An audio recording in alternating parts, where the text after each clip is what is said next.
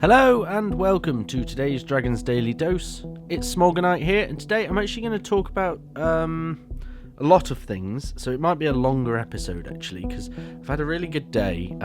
Steady Painting and I and little Ra, we went down to Warhammer World for breakfast, and we had a really great time looking at the displays. We didn't go around the exhibition, but we looked at the display cabinets, and they had a huge dwarf army out, and that was where the problem began, because that was where I looked at stuff and went, oh, that's really cool actually. And I thought I'd just talk through a little bit, because we've got a bit of time before the Sunday preview website goes up. Specifically, the things that I found the most interesting were the Ironbreakers, the Hammerers, and the Anvil of Doom, wherever that is. There it is, Anvil of Doom. I just thought it looked awesome, and I saw it in the cabinet, and it just shouts everything dwarven to me. Like an anvil where they're working the hammers and the bellows and a forge, and just really cool. It was really cool to see actually, because I didn't really know much about the range, and when it's all together, it looks fantastic. It really does. We had a look. I've started building this Dwarf Lord with the Shield Bearer. However, I've done something slightly different, and I will show everybody that tomorrow. That will be something I talk about in tomorrow's video.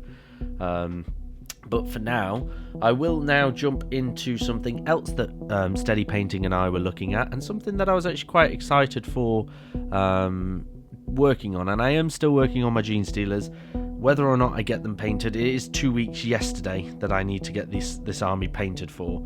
I'm a little bit nervous. I don't think I'm going to get it done. But you heard it here first, 2 weeks before. But I'll try. And if I can't, I don't know. I don't know if I'll use unpainted models. It'll be the first time in over a year, in all honesty. Anyway. Okay, so I was looking, and we briefly looked around all the Xenos stuff.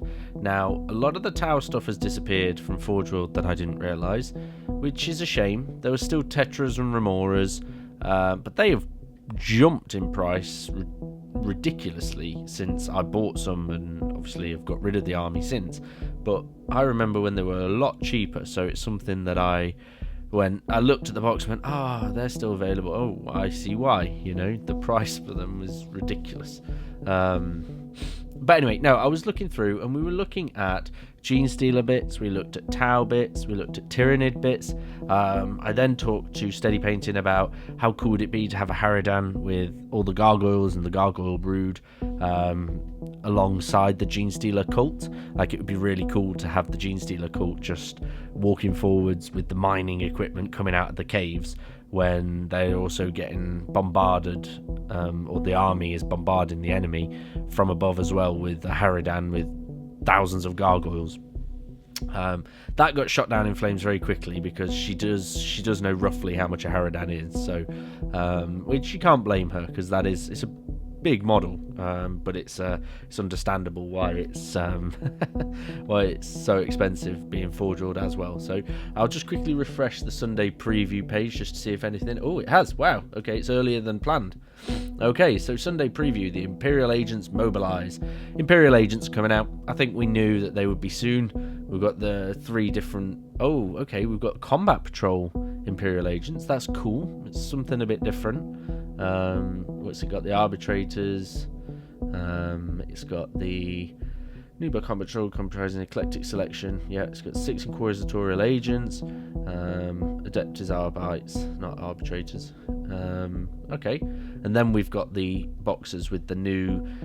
somebody called him Captain Underpants, and now I can't unsee it. So, yeah, that...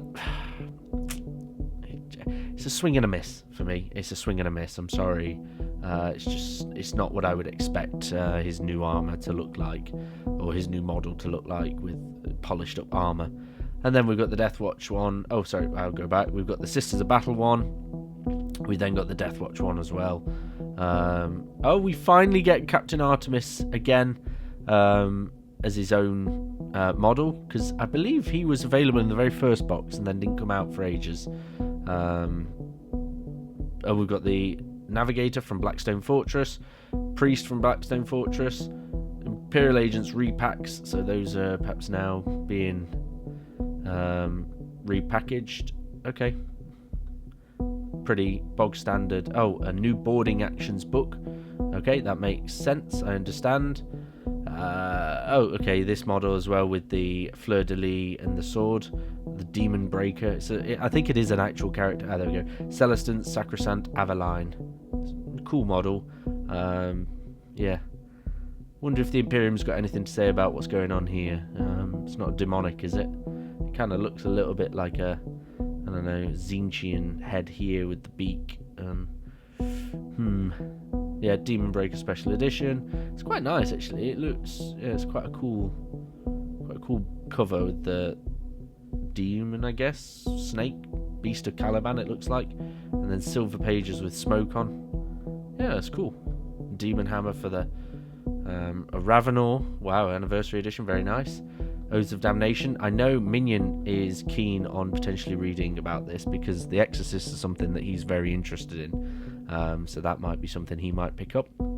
Saints and Martyrs, French and German releases, and then battle reports. And oh, okay, cool. Leopardy skin kind of cloak. That's really cool. That's cool. I did my own very first version on Sanguinius himself, the diorama base of Sanguinius.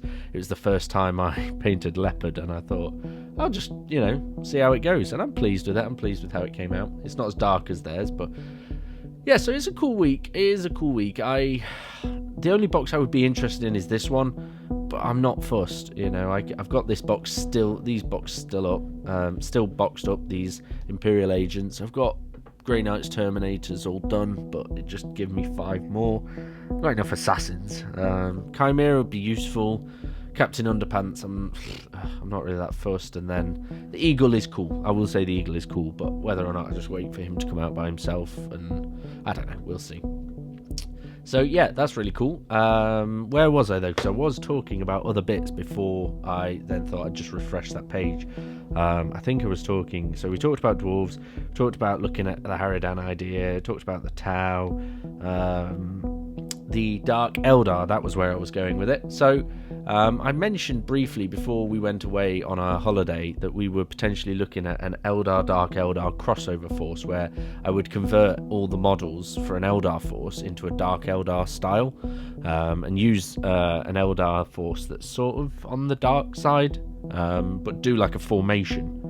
And everything in that formation is converted and unique, and yeah, I've made some great progress, and I did it with the 2 Wraith Knights, and I've now finished 2 Wraith Lords as well over this weekend, so I'm making good progress, and it's something that I'm actually really excited to get started on painting.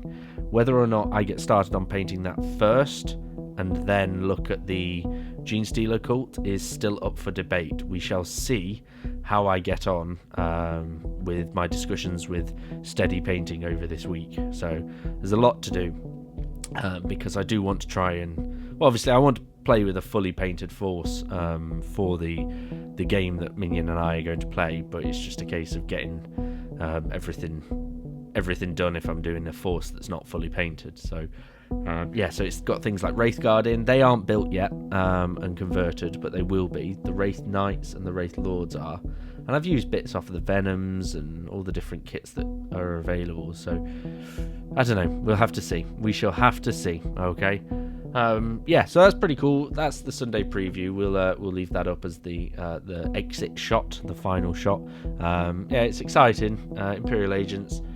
Yeah, they had a codex back in 7th edition, so there is still the ability to use it in 7th edition, which is really cool. So we'll just have to see. We'll have to see, and I'll chat with Minion and see what he thinks about it, and take it from there. So thank you very much if you made it this far for listening. A like and a subscribe is really appreciated. But until next time, keep those brushes moving, your armies ready, and your imagination soaring. See you tomorrow.